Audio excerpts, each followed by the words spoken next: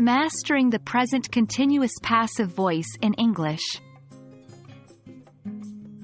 Hello, language learners. Today, we're going to delve into the fascinating world of English grammar and focus on a specific aspect of passive voice, the present continuous passive.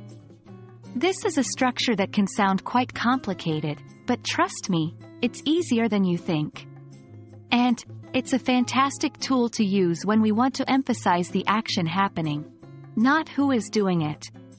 So, buckle up and let's get started. Let's start by understanding what present continuous passive really is. It's a grammatical structure where the subject is being acted upon, instead of doing the action. It consists of the subject plus to be, verb in the present continuous, am, is, are being, plus past participle of the main verb. For instance, let's consider the sentence, "The cake is being baked." Here, the action, baking, is happening to the subject, the cake, in the present moment. Now that we have a basic understanding, let's dive into forming the present continuous passive. Here's how we do it. 1. Affirmative sentences. Start with the subject, follow it with am, is, or are. Based on the subject, add being, and finally the past participle of the main verb.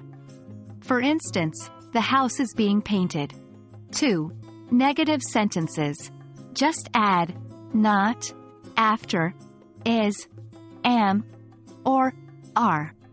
For example, the house is not being painted. 3. Questions. Start the question with is, am, or are, followed by the subject, being, and the past participle of the main verb.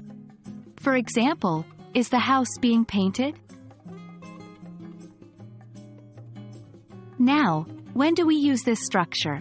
We use the present continuous passive to talk about actions that are happening at or around the moment of speaking, and when the doer of the action is unimportant, unknown, or we want to emphasize the action rather than the doer. Let's take an example. The new bridge is being built. Here, we emphasize the ongoing action, building the bridge, and we don't know or care about who is doing it. And there you have it. The present continuous passive is a valuable part of the English language. It allows us to focus on the action rather than the person or thing doing the action. Practice making sentences in the present continuous passive form and soon it'll become second nature. Keep learning, keep practicing, and remember, language learning is a journey, not a destination. Happy learning, everyone!